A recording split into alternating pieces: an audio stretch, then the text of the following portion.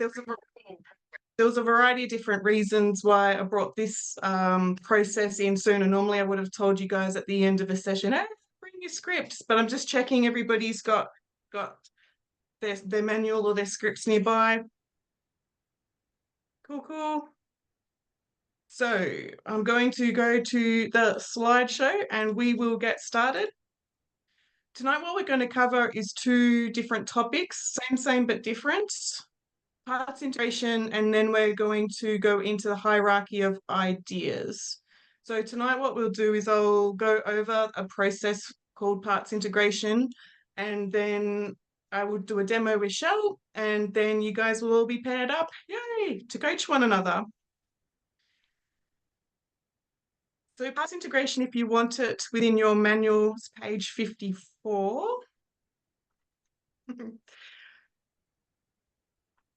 So following the slides for a little bit and getting into that rhythm, you know those moments in life where part of you wants to make a change and yet another part is pulling you in a different direction?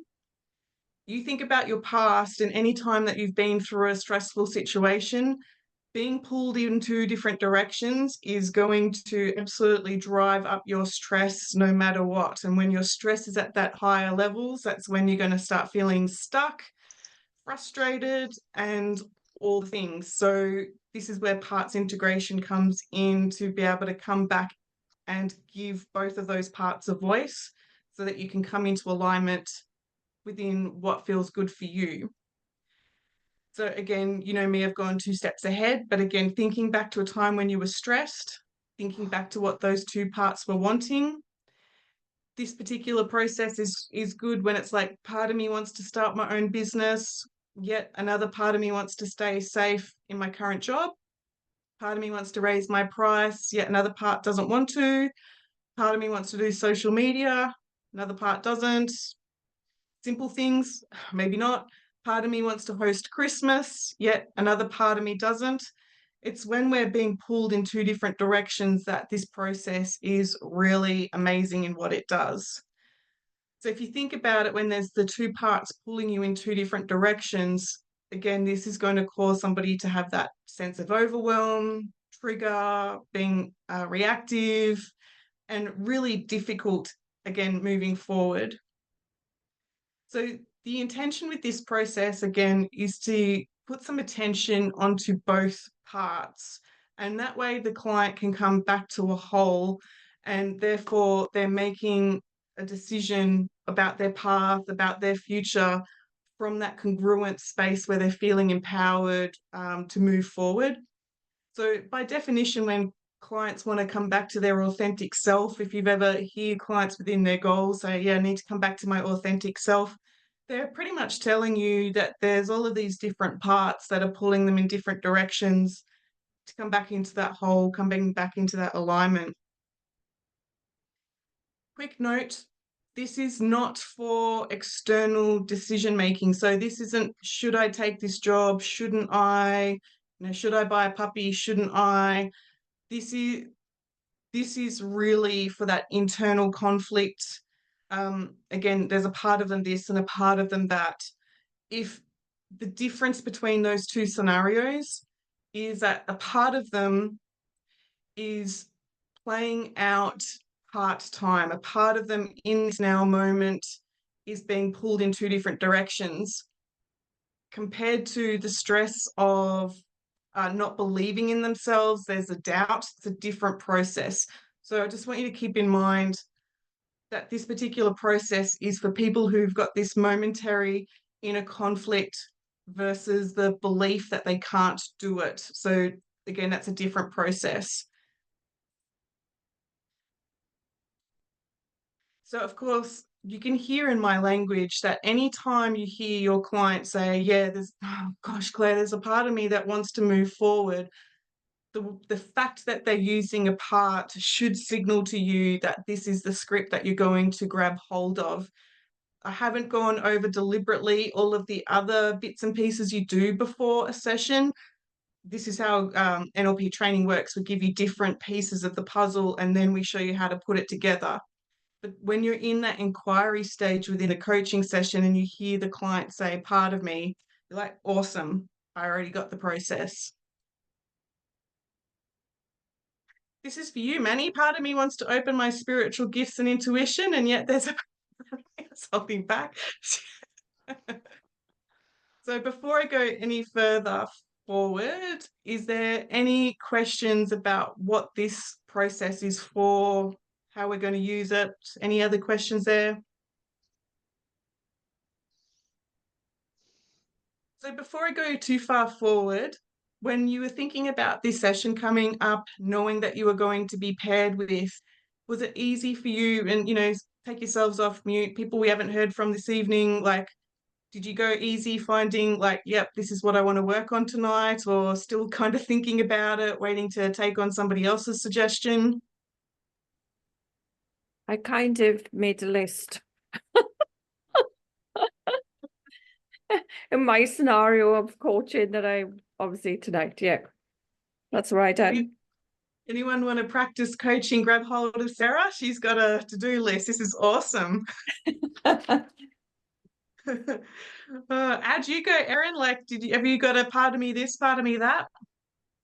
I had an absolute plethora of questions. My list is mental, not actually written down, but yeah, I had lots and just different levels of intensity. I was like, I don't want to bring obviously anything too hectic, but also there's like the petty things, but then also there's the really hectic stuff.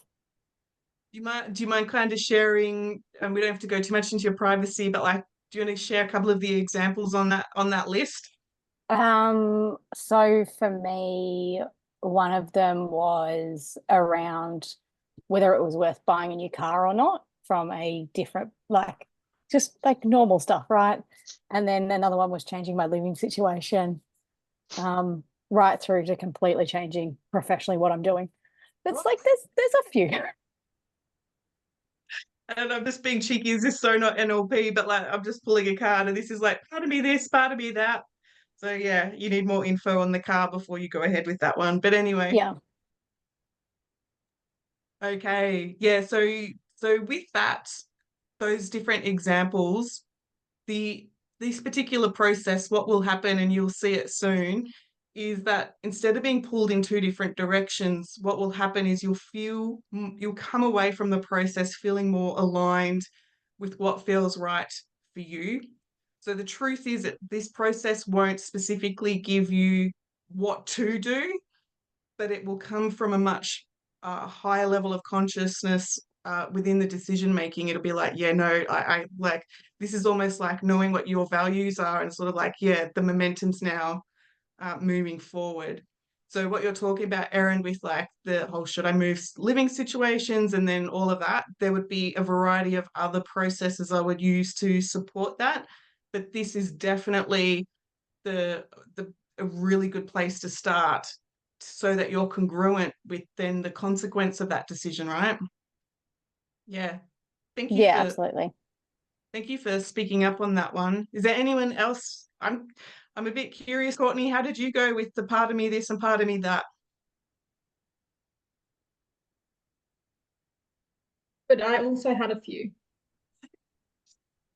Did they come easily, or it was just you Yeah, had to no, very easily because this is my whole life. Yeah. So once this particular process is up your sleeve, I don't know if you could do this process by yourself, but you'll start to recognize what's why that strategy is in place, that the hesitancy is there. So that's interesting. Anyone else want to share about how they went with the ideas coming forward? Claire, is this only like for decision making, or can it be for like when you actually have like a when you've already decided you're doing something, but you've still got a little bit of you going, I'm scared. Like Yeah. And then is this intuitively there, Ailey, is this about like you stepping forward with seeing more clients or seeing clients in general? yeah. Yeah. So yes, this process would be one of the first things that I would do. And then there's more processes that I would go in and look at. Well, I can hear the team starting to talk, but I would look at the fear of letting go of the old way and other processes with that too. So yeah, this one is a good one to start off with the practitioner, but there's more intense processes that would make that more streamlined. Okay. Yeah. Yeah. Cool, cool. Any other questions? Claire, do you mind giving a couple more examples of the external decision making? Like, should I take this job or this job? Yeah, good question. So this one is debated a little bit, a lot, a little bit and a lot. This one's debated a bit about, you've got really heavy duty NLP trainers that are like, this process is specifically for this and you don't go off track. And then there's people like me that sort of take this process and then blend it and move it and just make it magnificent rather than sticking to the narrow. So Rachel, if your intuition had said, okay, let's play with this particular process, like should I do this for this job or not, it would still give the client a level of an aha moment. So I personally don't stay too firmly to those rules, but my main point with that one is that there are, and we're coming to it, I mean, we're only in night 3 or 4, I've lost count. There are stronger processes to support somebody's big deal, changing jobs sort of things. Did that answer your question or not really? No, definitely. I think that's good. I think, yeah. Yeah, there, and you'll see me get to it with particular processes where the trainer's like, you do not come off the script, da da da da da da, and I'm like, the more you tell me not to, the more I'm gonna. And so that's where I would always encourage you, Rachel, to take these processes and then make them your own. So yeah, does that suit your personality, Rachel?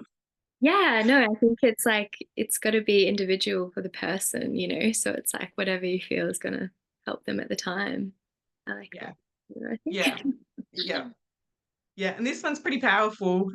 Even as a beginning process, this one's pretty powerful. I won't talk it up too much though. Okay, any other questions before I go forward? Claire, I could only think of one, and I don't know if it's like, too big to go through or not. Oh, tell us. It's just about work, so it's a kind of a conversation that I have in my head a lot, stay or go. So that's all that came to work on.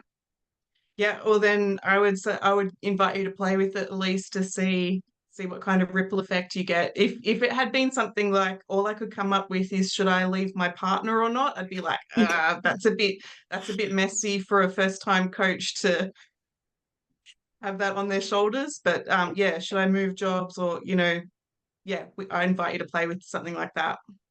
Okay. Cool.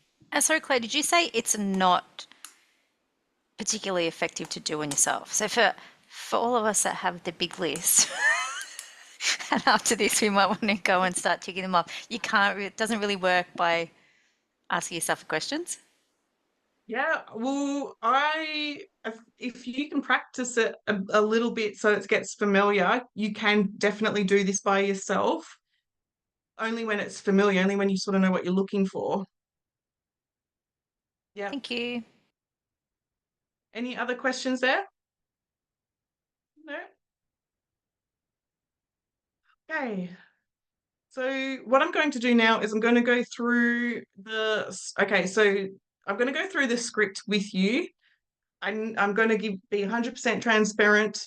The manual for like the NLPAA is very dry, and that's why, and even I had a really hard time in NLP prep first time round. Like it's really, so you all know what I'm talking about now. It's written in an AD style that's very strategic, very steps. And us as empaths, holistic healers, we like to have the energy that supports somebody on that journey. So a lot of my scripts will actually, that I put on the Facebook group or that's on the website, has more of that. And in fact, why you haven't seen me on Instagram for a while is because I've been writing a book that is titled Essential Scripts for Coaches. that is a lot more, in this 5-part book, more supportive for a coach who's just starting out. So you will see tonight that there's a difference with the manual script versus the one that I put on the Facebook page on the website that has a lot more, respectfully, it has more fluff to help support the client. So yeah, anyone there's like, Claire, that's not what the script says. I'm like, yeah, make it your own. So page 54 or the printout. And so you need to, you need to get rapport with your client. Now that's what we were actually, rapport building stuff is actually what we were going to talk about tonight until I did a 180 and I flipped it. So rapport is coming next week, but you guys all pretty much have rapport anyway. So when I pair you up, the very first thing is to gain that rapport with your client, to be friendly so that they can drop their walls and barriers and feel that sense of trust and vulnerability with you. Then we're going to identify the 2 different parts that are in conflict. Somebody throw out, just while I talk about this process, part of me this, part of me that. What's on that list, Sarah? Give me a tame one. Oh, you're on mute. Oh, where's my list? It's all about me taking the next step in my business. So part of me obviously wants security, success, but then the part of me that's not ready is like, how will it look, procedures, the setup. That's what I'm looking at. When you say how would I look, does that mean like a fear of judgment or something? Yeah, and how will it look as a business as well, like image as well. Oh, image as well? Okay. Yeah, yeah. I'm just for demo's sake, I'm going to do part of me's fearful of being judged. Yep. Cool. So when you get paired up, you need to identify the 2 different parts that are in conflict. And we can hear within Sarah, part of her wants to step out into the successful new business. And then another part is fearful of being judged. What am I going to look like? You know, all of that stuff. If we were in training, you would see it a lot easier. You actually want the client to have their elbows can touch their body, but you don't want the dead weight of their hands in their lap. That will prohibit the way that this works. So if the hands can be a little bit free flowing, if they can hold their hands up that long, that's ideal. So again, we've got rapport, we know the 2 parts. We set the client up for confidence to say, okay, I just need you to hold, I'm going to facilitate this process that will help you gain that clarity that you need. With your palms up, just there, out by your sides, I invite you to close your eyes. And then the very first thing that you do is to invite the client to get in touch with the unwanted part. And for this particular example, it's like the fearful of being judged. Now, again, they've got their eyes closed and my words, not NLP, but trusting the first thing that comes to mind, just invite that unwanted part to come out onto one hand. So that part of you that's fearful of being judged, does it come out on the left hand or the right hand? And again, as a coach, you're going to take notice of that, left or right. And as a coach, you want to work at a reasonable pace. Don't let the client get stuck in a story. You want to be proactive to keep the pace, because otherwise the stories just distract you from the process. So the unwanted part, the fearful of being judged. First thing that comes to mind, does it take on a shape or a symbol? And it could, yeah, okay, we'll go with what's on the screen there. Yeah, there's a grey circle. Fantastic. You can ask it you can ask, I rarely ask this unless I've known the client a long time. Like, does it take on the shape of someone you know? I don't do that too often, but it's in the script. Now, if that part, the unwanted part, the fearful of being judged, if that part had anything that it would want us to know, what would it say? And again, you can take it that one step further. If it does have something to say, like whose voice is that? And then if it had a weight, you know, is it heavy or is it light? So again, don't worry, I'm going to go over this again, and then I'm going to do a demo. So don't worry, I know this is all new. But we've now got the information that we need about the unwanted part, the part about being fearful of being judged. We now bring our attention over to the other hand that has the desired part. Obviously, it's going to be the other hand. And again, you might take notice of that. So the part of you that's really desiring that security and that success, does that part take on a shape or a symbol? If we got in touch with that part, just getting playful with this, is there anything that it wants us to know? And that part that's really driving you towards that success, is it light or is it heavy? Like, is there any weight here that we need to know about? And again, you're kind of documenting that, just very quick notes.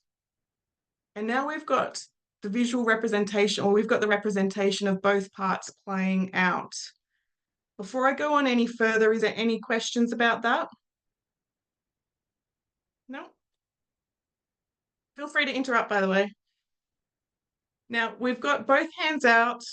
One's going to be like that heavy circle, one's going to be that bright. And I've heard it all, by the way. I've had shoes, volcano, blobs of snot, dragons. I've heard it all. However, the unconscious mind represents that symbol of like success versus being judged, just go with it. It's like weirder the better. So when you've got those two parts playing out, then we're going to bring the attention over to the unwanted part first.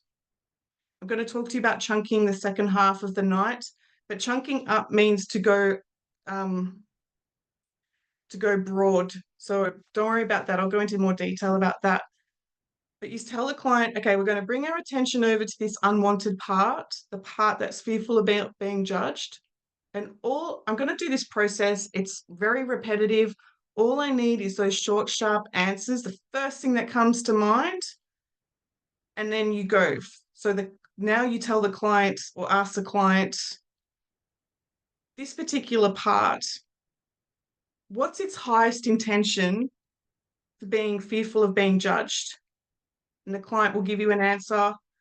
And then with that one word, for what purpose? They'll give you an answer. And then you actually repeat that. So what's the highest intention of, they say, okay, so what's the highest intention of being fearful of being judged? Oh, well, safety. For what purpose would you want safety? Well, for my security. And what's the highest intention of security? Oh, well, to be safe. And you'll find yourself going through that until you get to a loop. And again, I'm going to demo this in a moment. Once you find that the client's getting into a loop, like it's getting repetitive, you've got what you need, then you move your attention over to the other hand.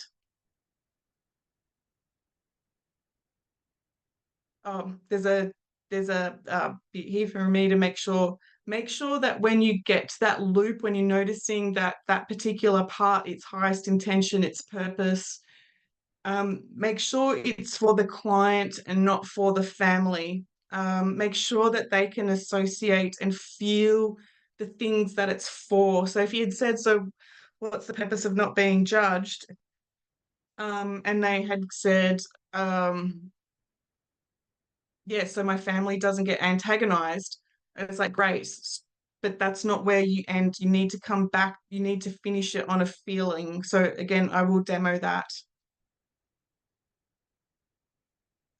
I must have gone too fast. We do both chunking up, both parts get their turn. So we've gone through the part of you that's fearful of being judged. What's the intention? For what purpose? You do that. Once you've got that loop, then you move to the other hand, the part of you that wants security and the success, and you move up again. What's the intention of that? For what purpose? Until such a point where you start to notice that the words become repetitive and that they're both in the same queue for the same, or the same column for the same part, same words for the two different parts.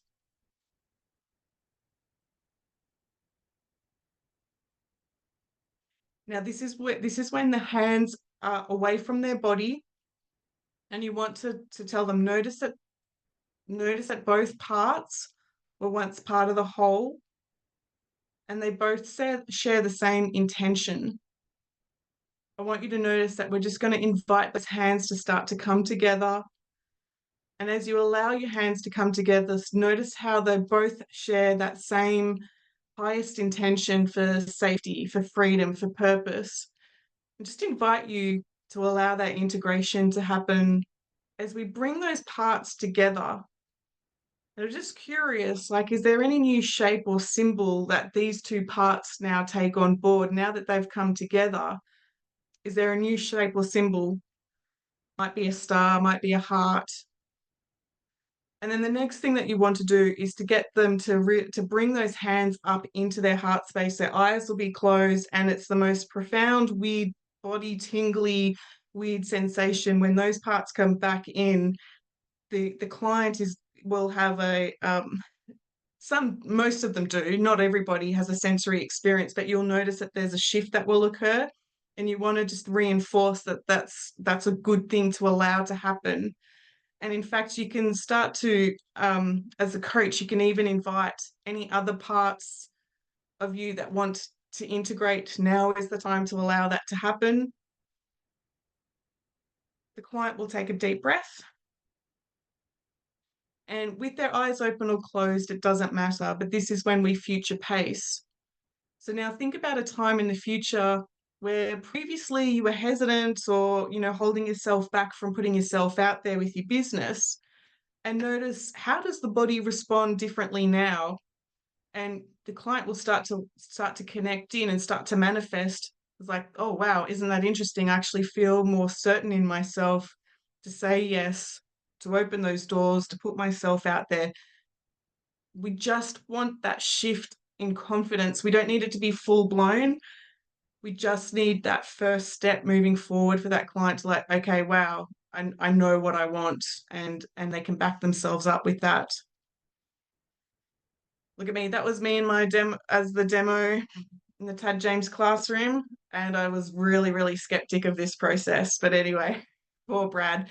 Should take about 20 minutes, this process. I made sure that man had me up there for about an hour. I'm so skeptic about this process, but now I use it every other day. So I'm going to go over the process and do a demo gel. But so far, is there any questions? So far, so good. No, Manny? Like, have you had any instances where it didn't work the first time, but you had to the same session, the same client, and then it? Never. No, never. This process is one of the reasons I'm teaching it. First off, it's powerful, but it's also foolproof. Like, it's really, really simple. Last training, somebody got paired up and went way over time. I had to come in and finish the process for the students, but that's because she was in student mode and then started to do her version of healing, and then they were like way off, and then I had to bring them back. So it's pretty straightforward, this one. Okay. So even with the skeptics like yourself, okay. Yeah, NLP is traditionally NLP is taught to skeptics. Like, it's usually taught to AD people. So this was one that they will follow quite easily. And the thing is, Manny, if you set the client up for, if there's any hint of any skepticism, I would be getting that client in touch with why they were having the coaching session, how important it was to create the change, and they've done all the other stuff and it's not working. So let's dive in and do some really weird stuff and see if that makes a difference. So I'll actually play on that, on their desire to create the change, no matter how weird and wonderful it is. Yeah, makes sense. Yep. Anyone else going to add to that, or any other questions?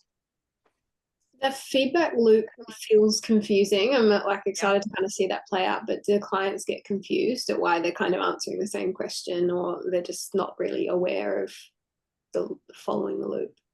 No, most people, yeah, I didn't give a very good length of kind of an example. I'm hoping that Shell will do that in a moment. But most time, even the client is like, Lily, have we done this process together? And you were getting like aha moments, even with every word you were saying, right? Like, oh, that's weird. Why'd that come out of my mouth? I think I ended up doing one of these nearly every one of our coaching sessions, to be honest. Like that's really, yeah, powerful and amazing. Yeah, I love this. This is one of my favorite. Thank you. But with Elisa's question, like, you just went with it, right? It was like, you just sort of trust, and you just sort of that's where the rapport, I think, really comes in, because you really have to just let go and trust, and you just, even though you sound stupid and you say the same thing, the guidance sort of helps. You just go, yep, let's go for it. I guess coming into it, that's why rapport is such an important thing. oh, true. Yeah. Cool. Any other questions? Anyone else had this process done with them?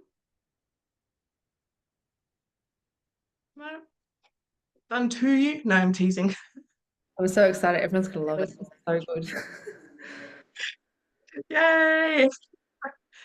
Okay, so I'll go over the steps again very quickly, and then I will, Shell's going to take the stage. So obviously we're going to gain rapport, going to identify the two parts that are in conflict, whatever they're going to give up carbs, but part of me doesn't want to, whatever it is. A part of me wants my children to go to school, the other part's not ready for them to go yet. You know, I want another year with them at home. Whatever it is, you identify what the two parts are. You can instruct your client to keep their hands, and you show them a bit free, not too heavy in the lap, just a bit light. You can invite them to close their eyes, and that does help them just completely associate into what they're working through. First, you start off with the unwanted part, and it's just like, I just want you to notice that with this conflict, that you've had these two parts pulling you in two different directions.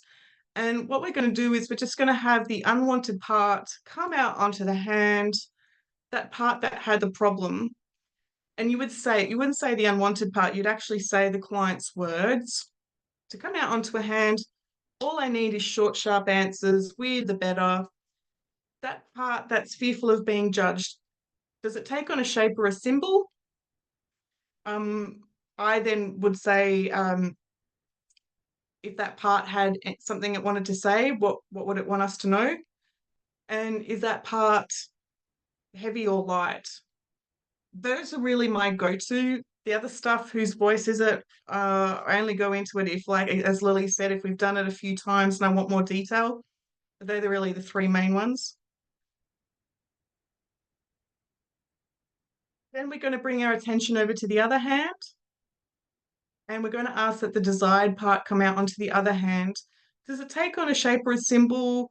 If it had anything it wanted us to know, what would it say? Is it heavy or light? And again, I kind of take quick notes on that.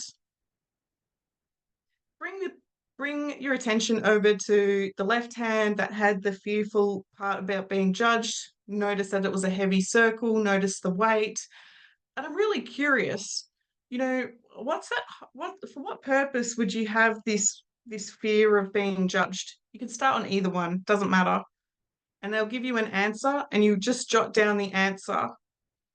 Whatever is the answer is the next one that you ask about. So what's the intention of having safety, or what's the intention of whatever it is? And then again, you just jot down that word.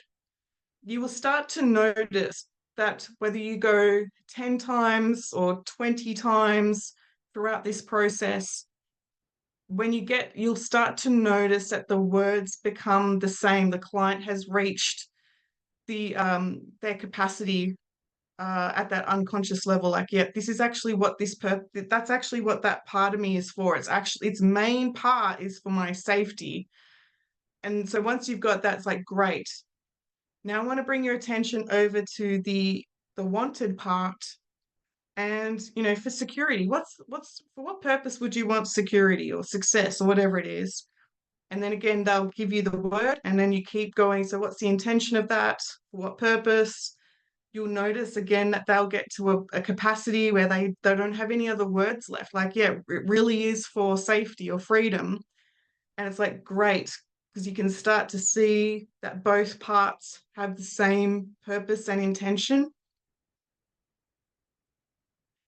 Skip that one there. And so it's like, fantastic. I want you to notice that both parts were once part of the whole. Both parts share the same intention. Just want you to invite those hands to come together and pay attention to how you feel. As you bring those hands together, just allowing that integration to happen and allowing the shifts to occur. Again, allowing those hands to come together, allowing that integration to happen at the unconscious level. And as those hands start to come together, what's the new shape? What's the new symbol does it take? Bringing those hands to your heart space and allowing that integration. Now, if you're a Reiki person or you've got other healing modalities, this is where I start to like I've already sent heaps of Reiki to them, but like me in my business, that's when I bring in all the tools, like bring in that integration, raising that frequency, bringing it to your heart space. The client will do it for themselves, but if you want to add that, that's where I would add it. And then just to notice that profound shift. The client can now open their eyes like, wow, okay, that was fantastic. Now notice a time in the future where previously you would have had that old response, and notice how do you feel instead. So yeah, that was the very, very, very quick rundown the second time. Is it making sense? So far, so good. Any questions? Sorry, Claire, what was 12 again? Step 12? Yeah, let's have a look. My numbers on the slides won't be the same on the suggest they may rejoin the whole what's the new symbol, some NLP people don't do that. I do, but yeah, notice what's the new symbol. So at least what that does is it actually activates what's known in NLP world as a convincing strategy. So everybody has a convincer. I can go into it more detail down the track. But when you've got a client who's sort of playing with things that they can't see, and you start to say, well, bring it together, and what new symbol does it take? The fact that they give it a new symbol means that they're convinced something has shifted. So it's actually playing on the assumption that if they're going to give you an answer, they've also convinced themselves that a shift has occurred. Switched on, right? Like it's a bit clever. Is that when you would also bring the hands back together? Oh no, that was step 11.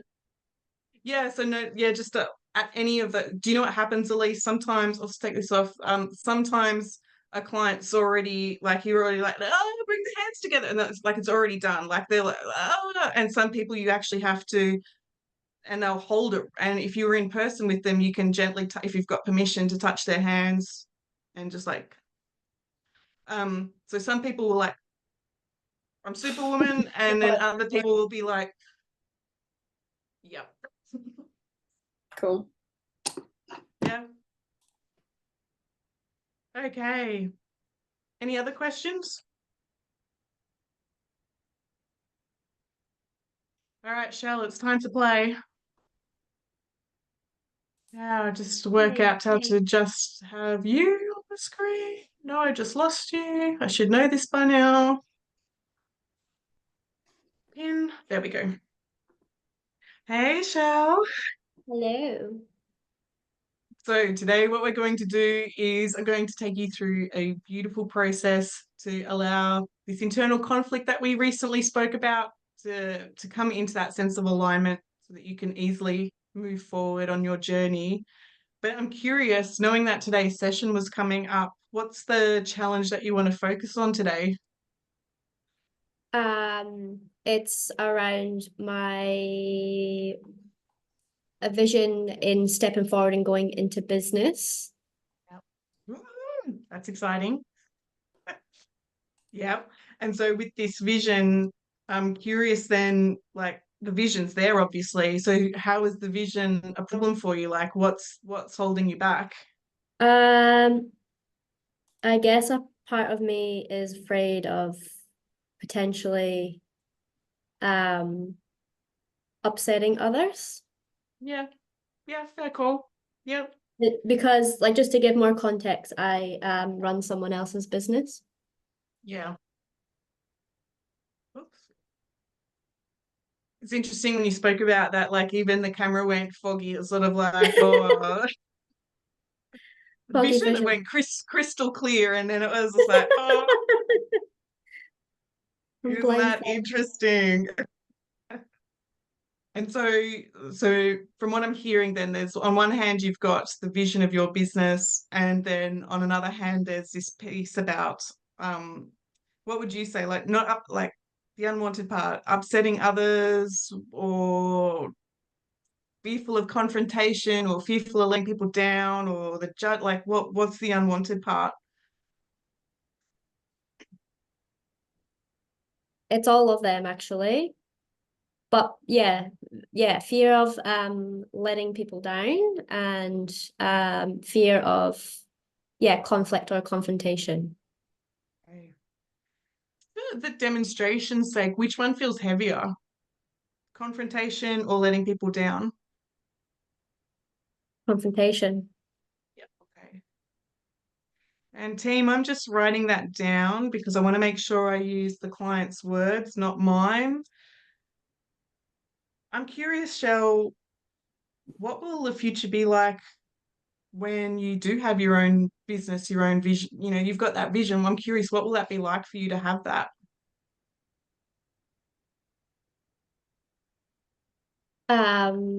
I see and feel a lot of time and money freedom. Yeah, cool. Yeah, having access to go where I want when I want. Yeah, yeah. Bring it on. Absolutely.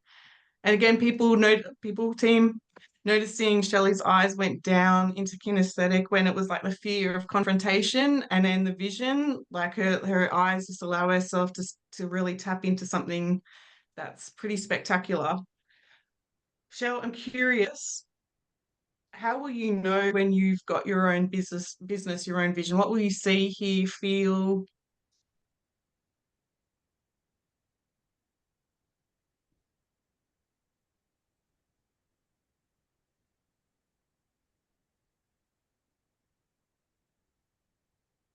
I would be in other countries. Yeah. So I wouldn't just be here in Melbourne. I would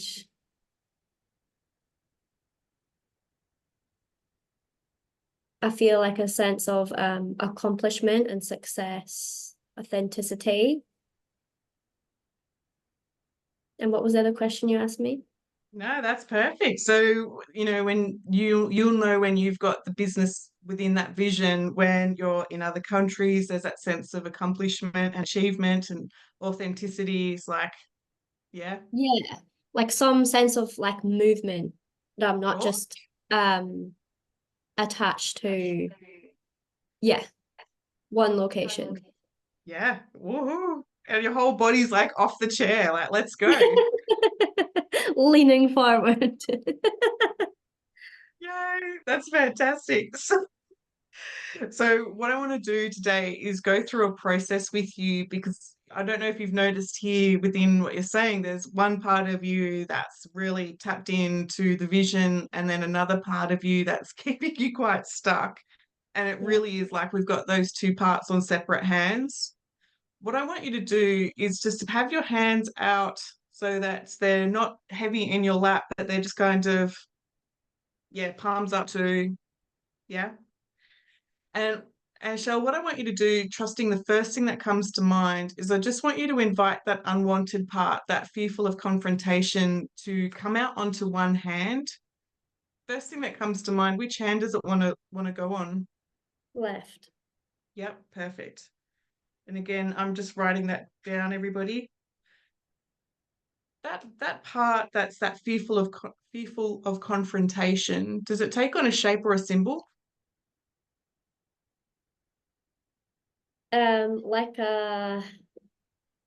Like a jagged circle.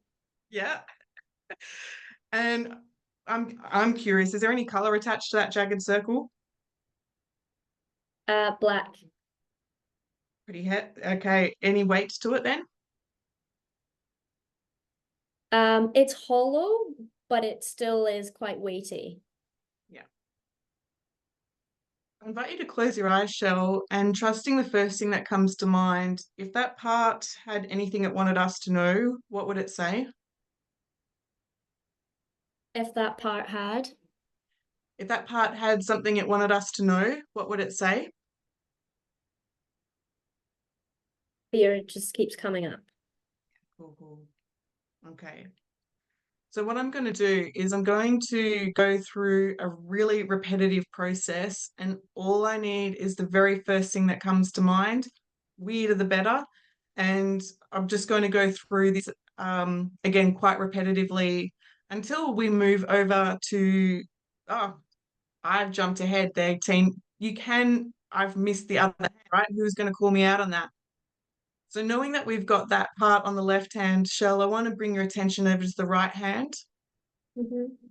And that amazing vision where there's that movement, accomplishment, there's that vision of your business, the authenticity, and bringing that part out onto the right hand. First thing that comes to mind, does it take on a shape or a symbol? Yeah, it's a sphere. A sphere. What color is the sphere? Yellow. Any weight? Light or heavy? Medium. And I'm curious, this sphere, this amazing vision, if it had anything it wanted us to know, what would it say? I'm just grinning. Ascendance. Yeah, cool. Wouldn't that be a fabulous business name? But anyway, I won't get too far ahead. What I want to do is bring your attention over to the unwanted part on the left hand. And again, I'm going to go through the process really quite repetitive, and I just need the short, sharp answers. Shelley, I just want you to get in touch and really close your eyes with this one. I want you to get in touch with that jagged circle, that hollow weight, just there on that left hand. Trusting the first thing that comes to mind. What's the purpose of holding on to this fear of confrontation?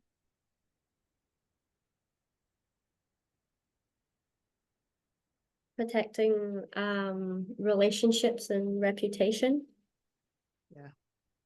And I'm curious then, what's the highest intention for protecting your reputation? Of how others see me. Yeah. And what's the intention of being aware of how others see you?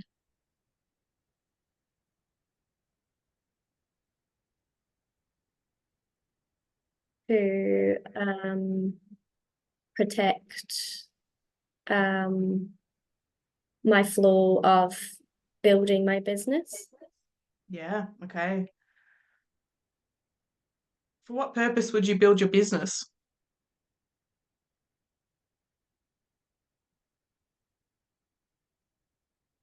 What purpose would I? Build your business?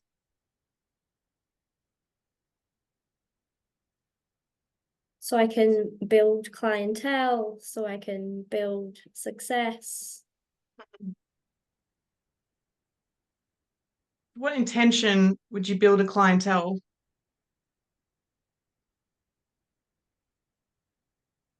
So I can build time freedom, authenticity.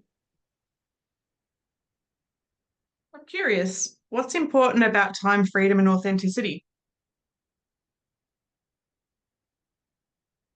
Because it feels like a life of ease. And for what purpose would you have ease? Because if I'm at ease, then I'm at peace. And what's the intention of having peace?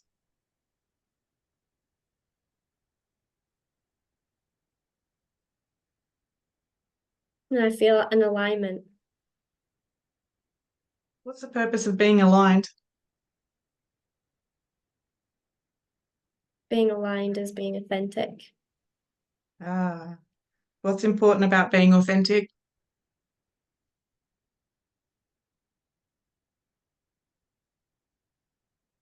It brings a clientele, aligned clientele.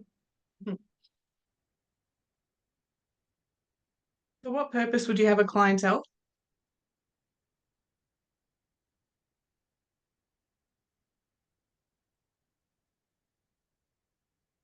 Because I would be serving my purpose.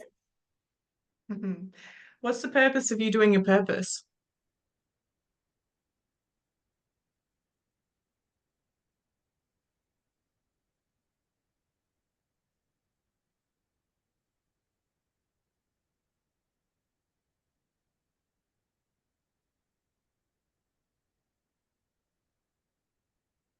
It's back to alignment. Team, we've got one loop starting to happen. So, Shell, I'm curious then, what's important about alignment? Being in alignment means I'm being authentic. Another loop. For what purpose would you be authentic?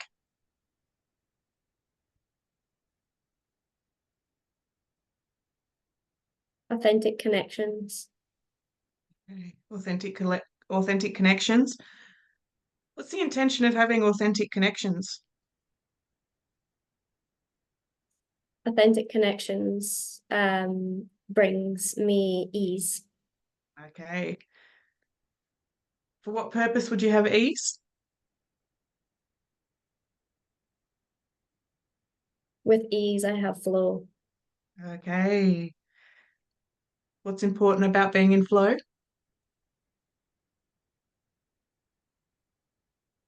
Being in flow brings me abundance. Oh, we haven't had abundance yet. So tell me, for what purpose would you have abundance?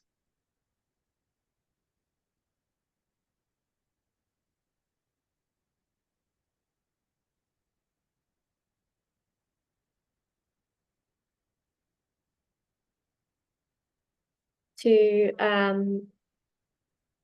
have an abundance of opportunities. What's the intention of having opportunities?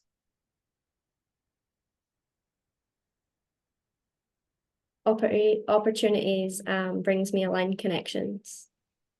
And one last go there. For what purpose would you have aligned connections?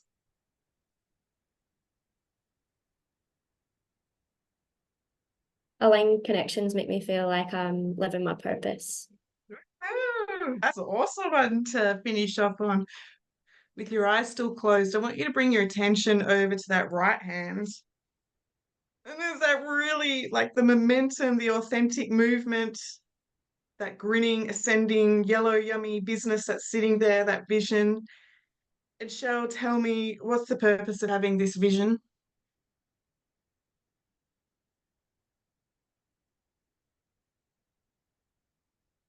Living a life of truth. Okay. And what's the intention of living a life of truth?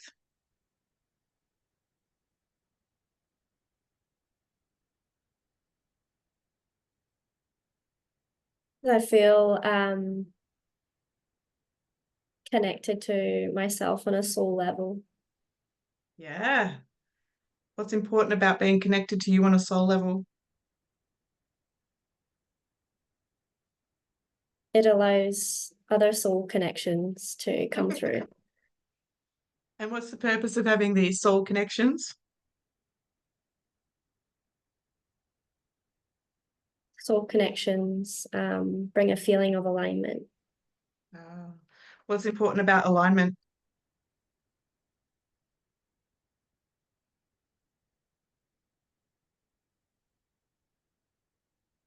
alignment brings a sense of connection to self. Okay. What's important about connection to self?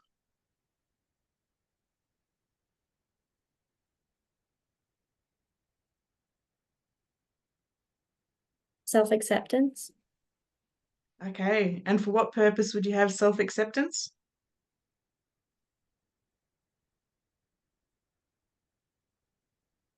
Inner peace. Beautiful. What's the intention of having inner peace?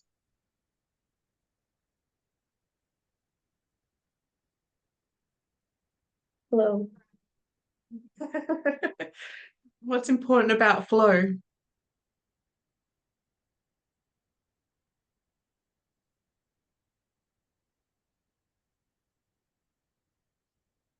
Inner peace. Beautiful. And I'm curious, for what purpose would you have inner peace?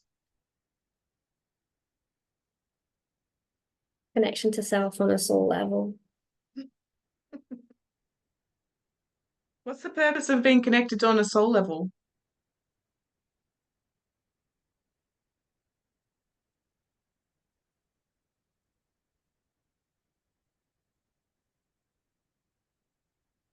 I understand who I am. Yeah, perfect. And what's important about understanding who you are? Self-acceptance. Okay. And one more, what's the purpose of having that acceptance? Ah. Self-love.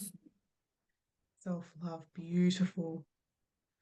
So, Shell, I want you to notice that we've had these two parts that were once connected to a whole. Somewhere along your journey, they separated and now they've become those separate parts. But the truth is that they actually have the same highest intention. They both share the same higher purpose to have aligned connections, to have that peace, to have that flow, to have that alignment. I'm just going to invite you to bring those hands together so that no longer they're apart, but they come back to that authentic, aligned whole, really connected to one another. And I'm curious, the first thing that comes to mind, what's the new shape or symbol? Triangle. Perfect, perfect, perfect. So just going to invite you just to bring those hands up into that heart space, Shell, just at your own pace, and just take all the time that you need to allow that integration of that beautiful acceptance, that self-integration, that alignment, that peace, that ease, all of those yummy things. And just notice how that integration just starts to happen at the unconscious level. Just to invite and imagine any other parts that have been separate start to come back into this whole to allow that integration, and just paying attention to how your body responds to this new energy. Notice that ripple effect just starts to create that shift. And it's like, yes, I am moving towards this vision, this movement, this thing that just gives me that, that lights me up to that acceptance and the ascendance. Just allowing that integrate. And when you're ready, Shell, starting to come back to the room and opening your eyes to a whole new you.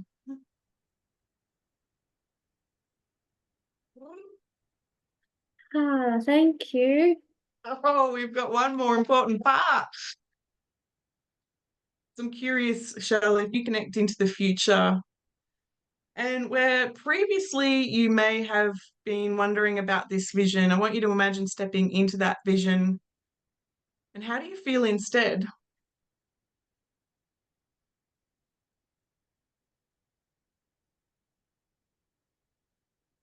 Like I want to action it now. Yeah, and where do you feel that certainty in your body? Where'd I feel what, sorry? Where do you feel that certainty in the body? In my shoulders.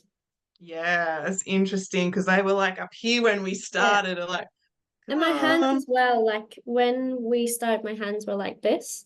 But like when I was like my hands were pretty like open and wide and like webbed, like free, yeah, spaced wow. out.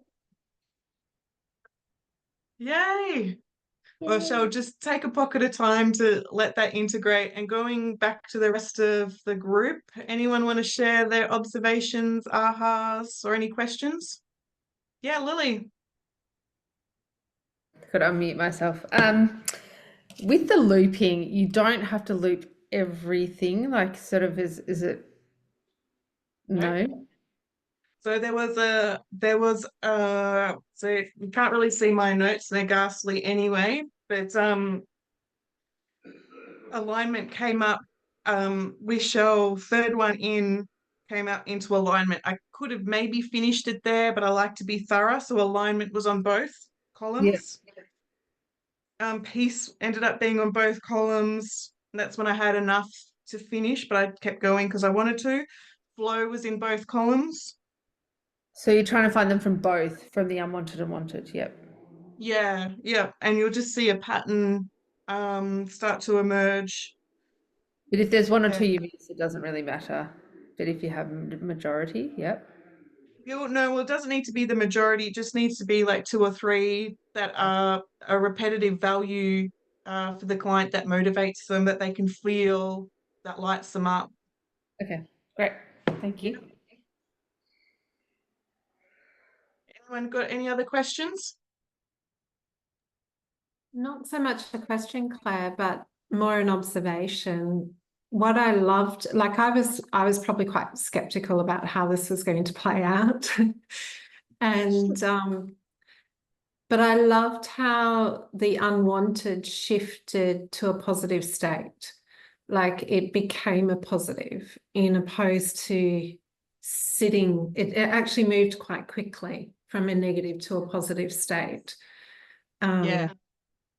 Yeah, and I probably didn't expect that. I think I was expecting it to sit in that space for longer. Yeah, I would have too, until I've done this process so many times. And would you agree, Karen, that that's like that secondary gain? Like there's a purpose for it, and on one distorted path, like keeping you stuck in the past, keeping you in the same spot has ensured your survival. So it ends up, when you chunk up, it sort of highlights that it's got a highest intention for your survival or for your peace, and it's quite interesting that that's the intention, but it doesn't have to be the action. The action's quite different. Like it's missing the action. Does that make sense? Probably not. A little bit. I think it was more to it. I know in my previous experience, it can take a while for someone to move from a negative to a positive.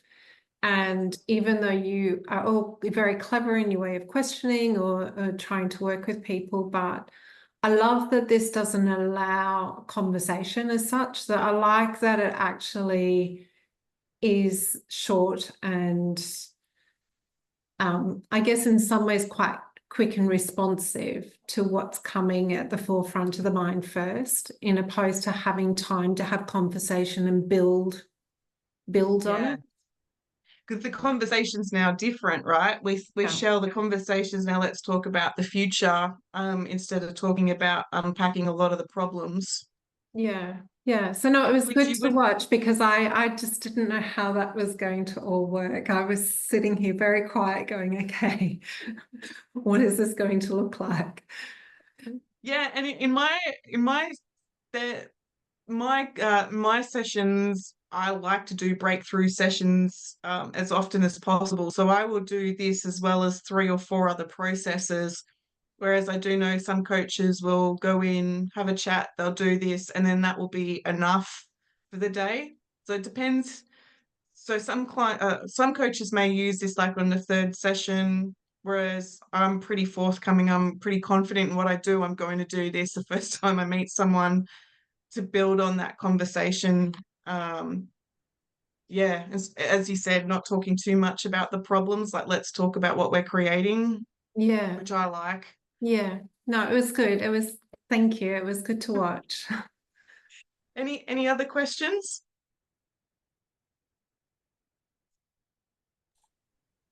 just observations, like you could really see Shell in like feeling in her body even before she'd say something out loud. Like she'd be like, oh, and then the left hand would move and then she'd be like the left hand. Or you can start to see her moving forward and just starting to pick up on what she's doing with her body and her eyes. And yeah, it was really interesting to see. And I couldn't stop smiling because Shell, you're like smiling the whole time. So I was just like ear to ear grinning. How are you feeling, Shell? Yeah, I feel good. I feel really great actually. So towards that end part when bringing kind of like sitting in that space, yeah, I was actually teary. Yeah. Yeah. It's gonna happen. Yeah, absolutely. It's gonna happen. And I think that was me just shifting through that. Yeah. So thank you. Oh, you're so welcome. Anyone else before we start to pair up? Thanks for being our demo, Shell. It was great to see. Yeah, I'm smiling the whole time too. I was like, I'm so happy for her. Just gonna get a vision. Yeah, absolutely. But yeah, it's right there too, which is fun to observe. So what I'm doing now, I'm multitasking, I'm doing get the breakout room set up, looking at the time. Claire, just So, quickly, please, you about number 12, when you're suggesting that like the two parts come together as a whole, you had like a really beautiful language around that. Do you remember what you said? No, because it's always organic. No worries. It always, that one. it always changes. They always personalize it. Yeah, like just trust the energy that's there with I was bringing up the client's words again because they're true to what they wanted. So really activating. That's why I do write it all down, is to not only notice the loop, so to speak, but to repeat back the words that are driving them. So yeah. Any other questions? So what we will do, I was hoping we'll have a, I'll just quickly check. We'll have a, what I'm going to do is I've set up the breakout rooms. I'm mindful of the time. What I'm going to do is I'm just going to open the breakout rooms, but I'm also going to say, before you coach each other, go to the loo, come back and start with your partner when you're both there. So I'd say come back 8:05-ish or sooner. Then what I will do when everybody's in breakout rooms is just sort of pop in. I can either answer questions or not. How did anyone sort of get a rough idea of how long that went with Shell? Was it about 20-ish minutes? I think that's all you'd all need ish each. Yeah. So then we'll go through till about 8:40. So we'll have the one person, second person, and then come back to the big room, and then we'll move on to hierarchy of ideas. So we have a lot to cover tonight. Make sure you've got a pen and paper to write down your coaching notes. And Ray, if you're still listening, I've put you in a group with Shell. So if you want to play or not, there's already double ups. Ray's looking after sticky people in the background, so I'm not sure if she's going to play or not. Okay. I will let you go have a break, and I'll see you back at about 8:05-ish. Thanks, Claire. Thank you.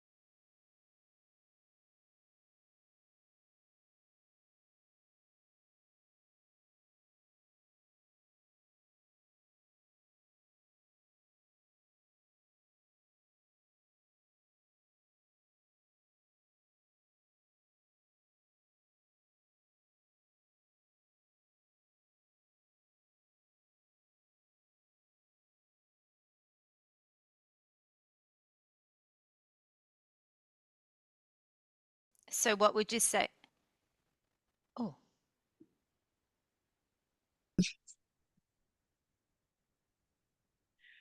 Cool. Okay. And is there any other ahas or questions? Anyone got any ideas, like if they're ready to start using this with clients or people right away? Not yet. Any of the above? So I have one question. Yeah. When both the hands like looping up and you have the same sort of answers, like you verbally say, now I can see like you verbally say everything, or you just ask them to bring their hands together?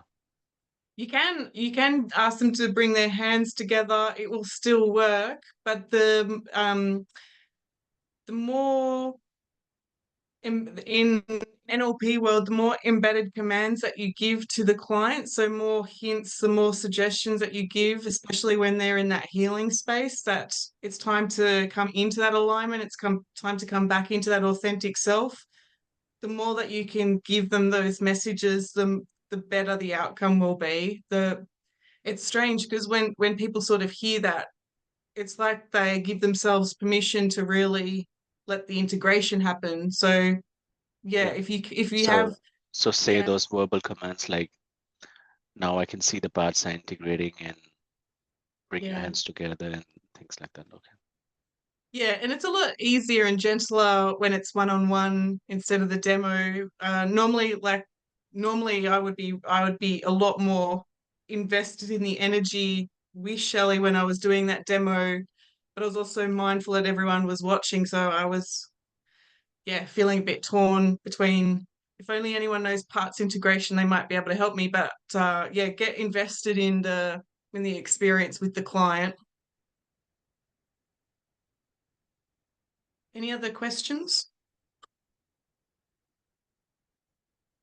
So I'm going to give you a bit of a hint into my perspective of what's actually going on with this process, which again, it's not part of the NLP syllabus. I just want to move this out of the way. Bear with me. I couldn't see everybody. So as we stated from the very first night, that everybody's going to have those human needs, and these ones are more those really instinctive needs to belong, to be seen, to be heard, valued, respected. Everyone has those core needs that sit there within our human experience. But when you think about your childhood growing up, if one of your needs are not being met, part of you will actually energetically split off from the whole. And it's like that little version of you got frozen in time and still wanting to get its needs met. So the part with the unmet need is telling us it does not know how to solve its problem. All that part knows is how to adapt to the adult to ensure their survival. But the core need is still sitting there. So as a quick example, as a 4-year-old, if you perceive that no one is listening to you, and that 4-year-old aspect of you will split off from the whole, and it's actually now separate. It's a separate aspect from you. And this is what we see when we see grown-ups being triggered. They revert back to that 4-year-old that's not had that need met, and they're still having a tantrum, like, will you hear me? Will you see me? Will you hear me? And of course, this behavior is going to create that conflict between um, that automatic trigger versus the grown-up who wants to get on with that clarity and that ease. So while you've got that aspect of you that's split off from the whole, of course, you've still got the other part of you that we all explored tonight, that's still craving to have all your needs met, that fulfillment, the certainty to be that authentic version of you. And so as a result, we've got these two parts playing out, the adult child and the inner child, or the wounded child. And the stress between the two shows up in that inability to move forward. So the one part that puts the brakes on, the loud part, screaming to be heard, in Shelley's experience somewhere in the past, where there must have been something where the confrontation, maybe she saw adults argue or something, or tension with putting her needs out, this is what I need. And it's like the brakes get put on, like the unconscious mind says, never again will I, put myself exposed to confrontation. And so what we've done tonight is given that part a voice, time, attention to say, okay, I hear you, but now it's time to come back into alignment.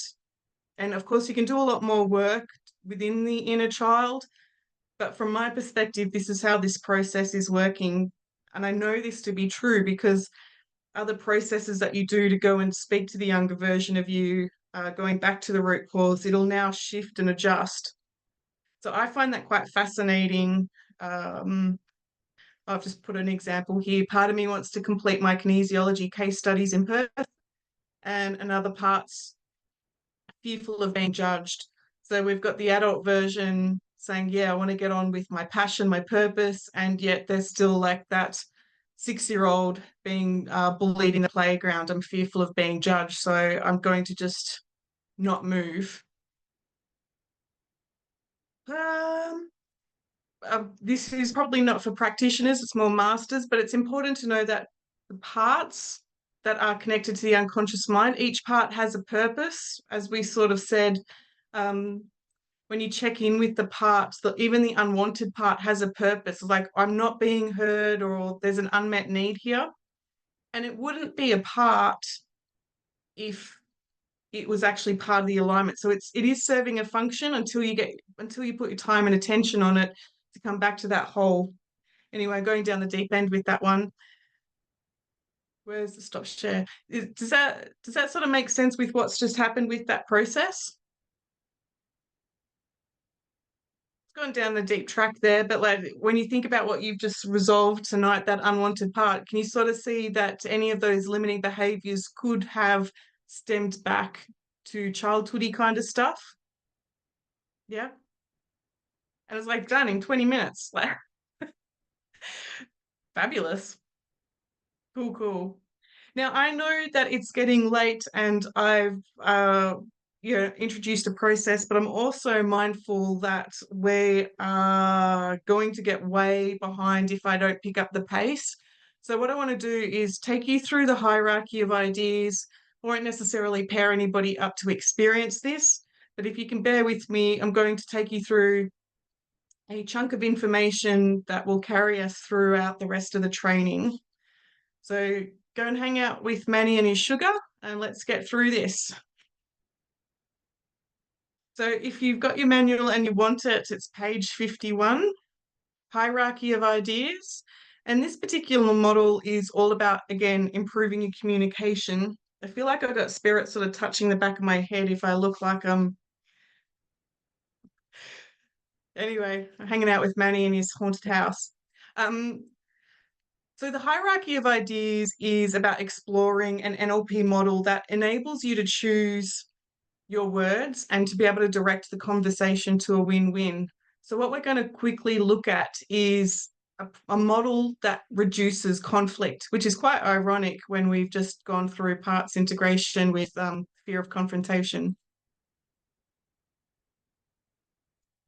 The fancy explanation in the manual, the hierarchy of ideas, also known as chunking, is a linguistic tool used in NLP that allows the speaker to transverse the realms of abstract to specific easily and effortlessly. It's all too fancy for me. Simple terms, it's a model that gives us flexibility within our communication to get an agreement. So I'm going to quickly take you through this piece. Claire, are you sharing your screen? Oh my God, have I not shown you the screen? Thank you. All those pretty pictures. Here we go. Thank you. So I'm curious, everybody, if we agreed to go on a holiday, what would you require first? The bigger picture or the details and the to-do list? Has anyone got like this, like, yeah, and like either way? The bigger picture. Yeah, Hey, Kaylee. I heard someone else saying. Yeah, bigger picture for me too. Is there anyone there that wants the details first? Like we're going to this museum and da-da-da, so now we have to go to that location. All big picture people.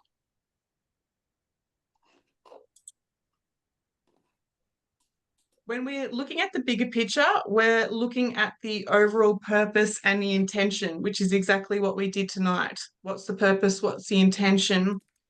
Within our communication, we've also got the option to drill down into the detail, to look at the specifics, to look at the minute steps.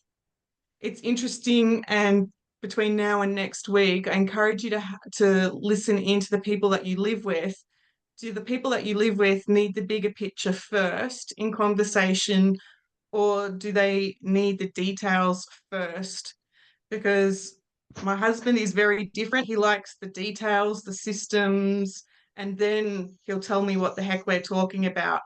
Whereas if he starts off, if I start off with the bigger picture, I've lost him. I can't get his attention. We're going shopping. We need the eggs, da da da da da da da, and we're going to such and such shopping center. So I have to be deliberate in bringing in the detail to get his attention. And it's quite interesting if you start to focus on the people that you live with, which direction, what do they need more? So in NLP, we're going to call this chunking up, which is going big picture, what's the purpose, versus chunking down to specifics. So the big picture, like what we've just done with parts integration, is going to trigger the intuitive pictures, the big picture, the purpose. And the chunking down into detail is going to trigger off the logical mind, the specifics, again, the details. Give me a nod. Is this making sense at 9 o'clock at night? Thank you. I'm curious. Well, no, actually, we haven't gone here yet. So does anyone have an idea about what the question you would ask to get someone to go into the specifics if we were going to make a plan together? Does anything sort of intuitively come up?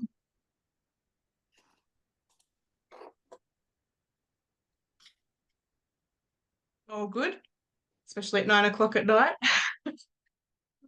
So to chunk down, we're going to ask people what specifically, who specifically, where specifically, when specifically, how specifically. And when you've got I'm going to go into more detail as we move forward, but if you've got a client who comes to you and says, I want to step into my business, it's this big vision, and I'm going to be traveling overseas, and it's just going to be fully activated, even though they know what they're talking about, you as the coach have no idea if they're going to be a travel agent or if they're going to be like an elite athlete. Like, why are you traveling overseas? What specifically do you want to be doing in your business? And so chunking down gives you the detail, right? So chunking down is fantastic for retrieving information. Think of sports, spirituality, history, groups of people coming together to talk about the detail. So if you have a goal, it's great to have a strategy, those specific steps to create that success. Medical people, you want them to know the specific steps. If they're going to do surgery on you, you want to know that they know the minute detail, as well as the financial experts. It's very welcome that they know how to do their maths and the risk assessment, how specifically. And if a child is feeling overwhelmed, or any adult who's overwhelmed or bullied or anything like that, a coach or a caregiver needs to actually get the person to chunk down to find out the detail of what happened so that a solution can be established. Again, making sense so far? So we all know this one from the process that we did tonight. What's the question to get somebody to chunk up?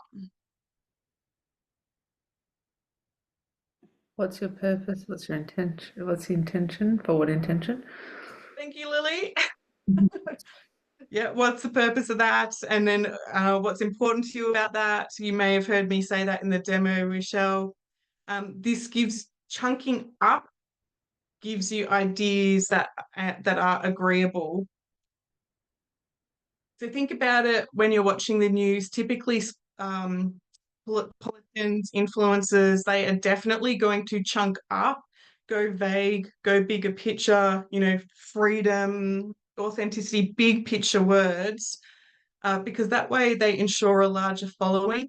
It's only when they get into the nitty-gritty detail does the conflict actually flare up. So the interviewer will often drill in to get the detail, and then the politician will bring them back up into vague, abstract language. And it's quite an interesting thing to observe. It's also quite frustrating to observe too once you know NLP. So when we're chunked up, for what purpose?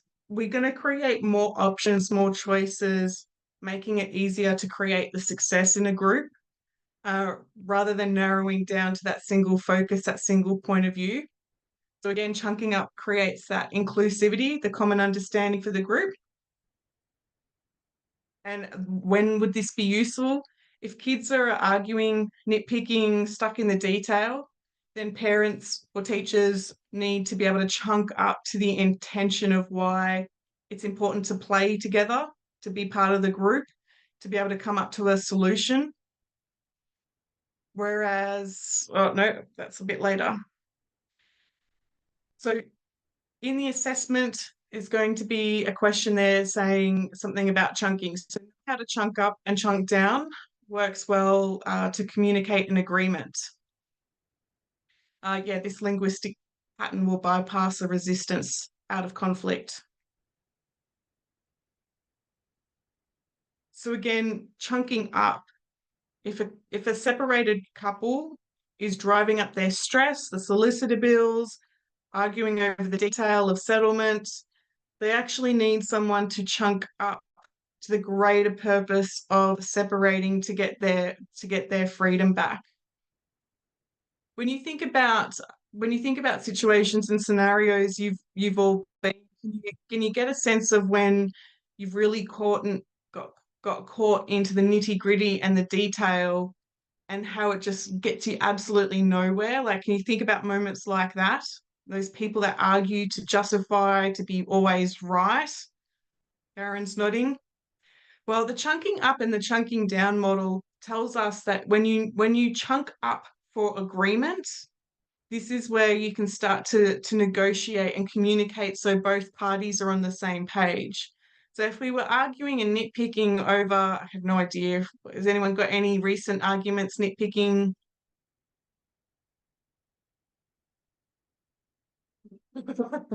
Everyone lives harmonious lives. No one can think about that at 9:20. I can. I have it with my daughter all the time. What is it, Karen? That's why I'm nodding so much, and it makes me think. I always try and do the chunking up, and she's always trying to keep drilling down.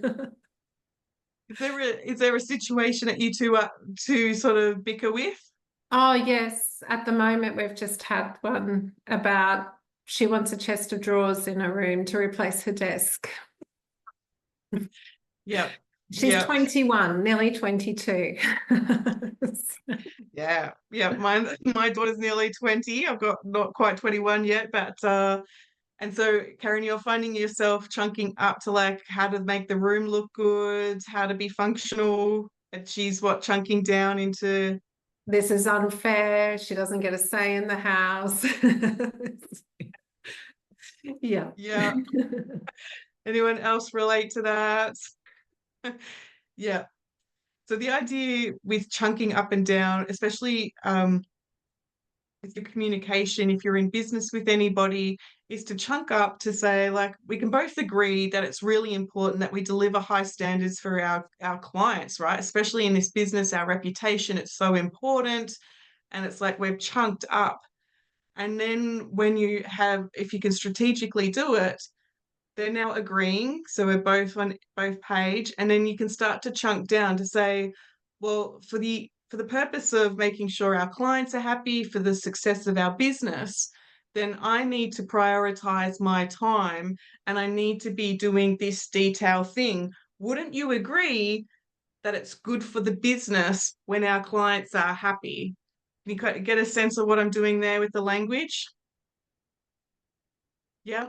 And so this is what we're talking about with chunking up and chunking down, is to be deliberate, to take the listener to agreement. and then get what you want and find yourself. So again, I think I make my point at 9 o'clock at night. Is there any questions on that one? And is that useful so far?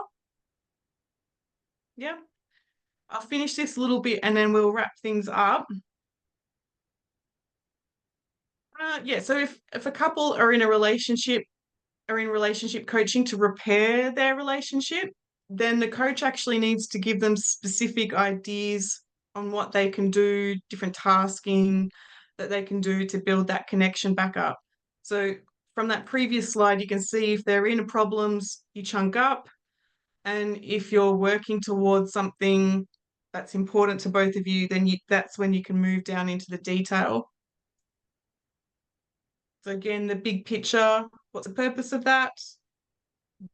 Chunking down how specifically. This is important. We didn't cover rapport. Rapport was going to be tonight, but this is another way to get rapport with somebody, or you can break the rapport if you don't want to work with them. But this is one of the tools that you can use if the client's coming to you and inquiring, if they had inquired about NLP training and you know, chunking up what's that going to give me, versus the person who approaches NLP, well, what's the implication and what do I get and what's the detail? And so listening for it meant that I could address what was the desire, what was the need that they had.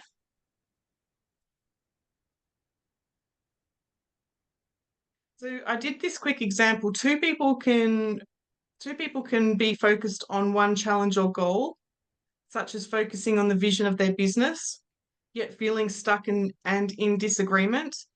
So they may be looking at two different levels. So one person may focus on the detail and the numbers, and yet the other person is focused on the bigger picture. I had a client or a student who came in once and she was absolutely pulling her hair out. She was caught in the detail, working with her brother, and actually this has happened to a few different clients I'm thinking about now, measuring the risks, organizing everything, all of the detail, yet he was such a big picture person, big plan. So he just kept pushing the big picture for the vision of the business and then sort of delegating her or expecting her to do all of the finer detail. I had to teach her that she had to chunk up to his level, and then I had to teach her to come down into the detail to say, mate, if we're actually going to create the big picture, then you also need to come and look at the detail. So once she had her toolkit, then she stopped pulling her hair out because they were on the same page and in agreement. Just checking in again, I know it's late, but is there any questions on that? Does it sound useful so far? Yep. So to throw a spanner in the works in NLP world, you can also chunk across in your language. Thankfully, I've already worked out the examples of this. So this means if somebody's at a chunked up purpose level, then chunking across is also being vague, you know, authentic, in alignment. They're all big picture, chunked across language, whereas you can be down in the detail and also chunk across. So this would look like self-care. If somebody needing help with self-care and you were coaching them to prioritize themselves, then chunking across would be the examples, the specific examples of what they could do: journal, listen to music, be in nature. So this is chunking across.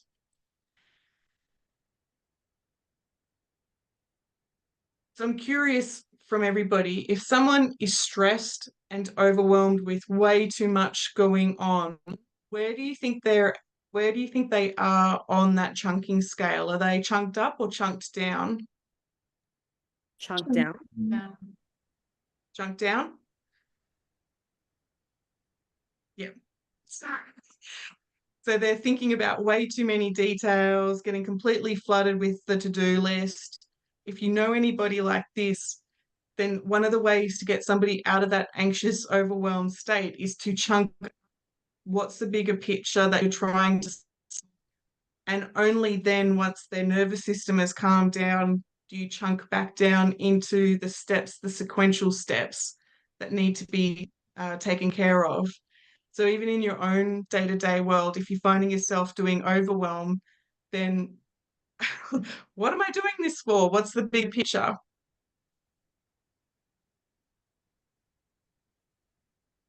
Very quickly, and again, I'm really mindful of the time.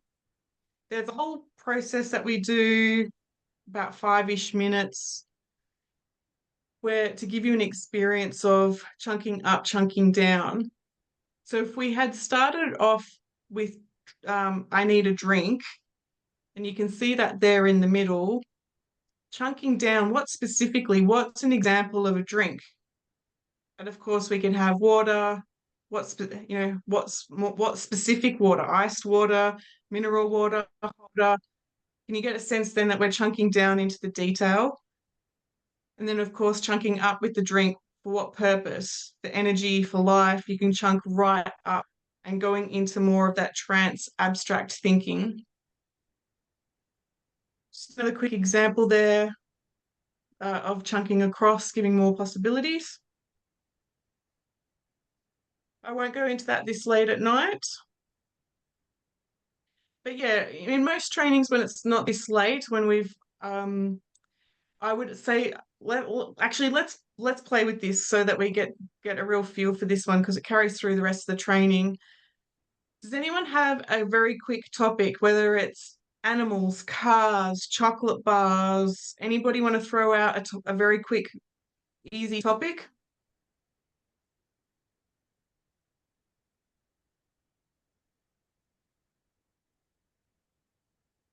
We'll go with animals then. What I'm going to do is I'm going to quickly go through the room, and we're just going to play with this. Well, I'll say a name. I'll either get you to chunk up or get you to chunk down.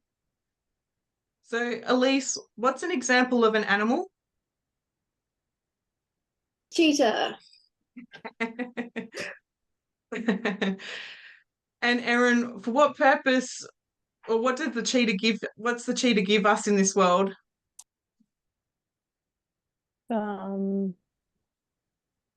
Enjoyment. Yeah, cool. We'll play with it. And so, Rachel, what's the purpose of enjoyment? To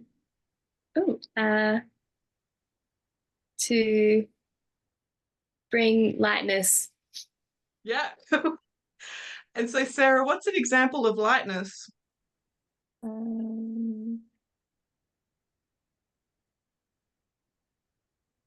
I know, slobbering all over you. Yeah, yeah. And so Manny,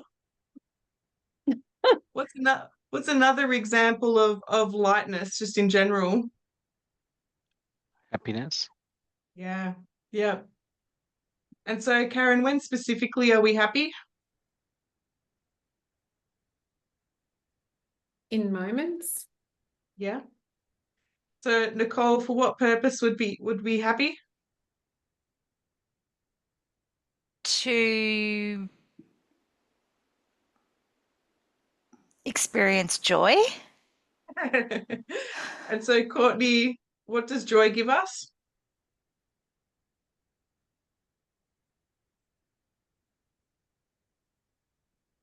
Freedom. And so, Lilo, what's the purpose of freedom?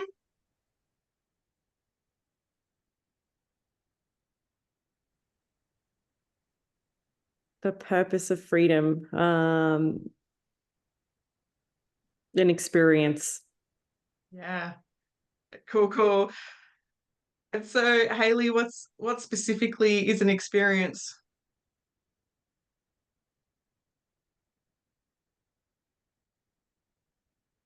Oh gosh.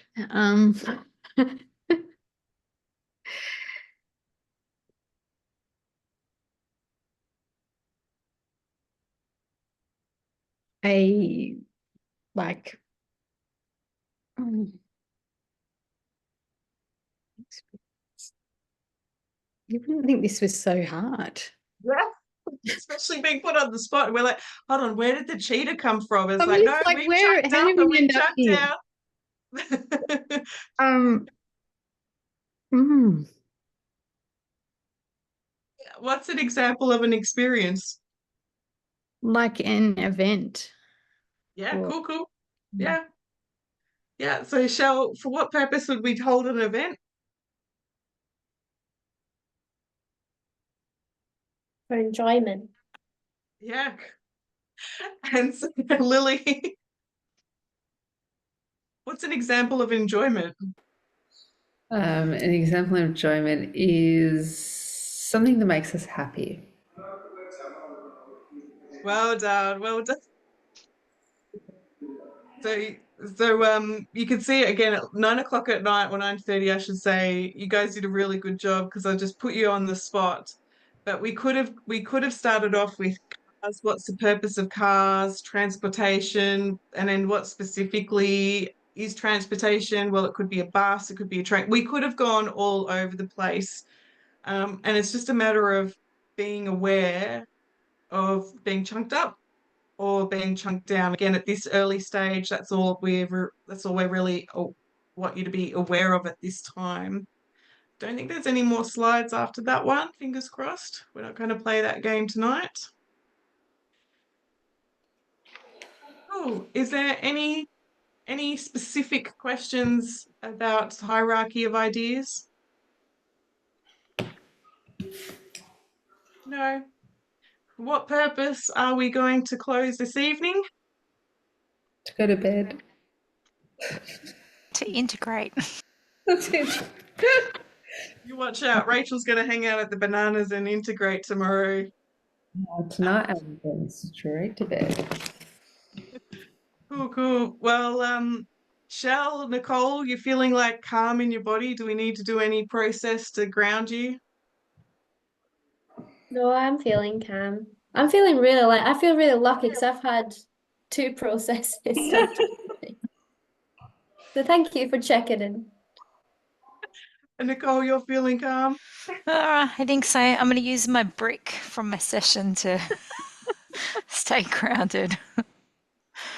Fingers Yay. crossed. Well, if anybody is wanting to practice, Lucy wasn't with us this evening, so she'll be looking for a demo, and Ray's looking after sicky people, but if anybody wants to practice with Ray down the track, that's also invited and welcome too. So next week we will go back to more theory stuff, rapport. There's a whole list. So enjoy practicing parts integration with anybody that you've got a chance to practice with. Can I just ask, Claire, what's Thursday night? What's the extra coaching Thursday night?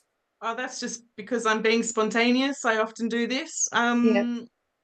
So yeah, just bringing anybody who's got any any coaching questions. Anyone who I've got a few people who are coming in because they want to share their client stories and get different coaches' perspectives. Other people that are coming in wanting to be a bit more coached in the direction of their business. So it's more just a group conversation, no slides. Being the 8th of the 8th. The Lionsgate portal, I will probably do some quantum jump kind of process once we finish with the human coaching. So it's just an invitation to play, mostly, Sarah. Yep, cool. Yeah. So, and then, whatever.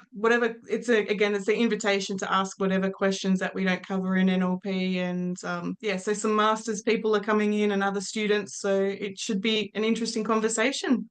We should, it's good to learn as well and see how other things as well. Yeah, it'll be good. So, because I know everyone's tired of going to bed, but I've been writing a book for the last 2 months. And so I've had my head down, bum up. I haven't really had much contact. I'm like, I'm out now. I'm here to party again. Like the book's done. So the momentum will build with more events like that. So it's good. When is it going to be out? When can we have a copy? I will let you know. I'm still just tidying up just one little thing. But I'm really excited. This is a 10-year goal and it's going to be released soon. So Well done, Claire. Yeah, congratulations. Yay.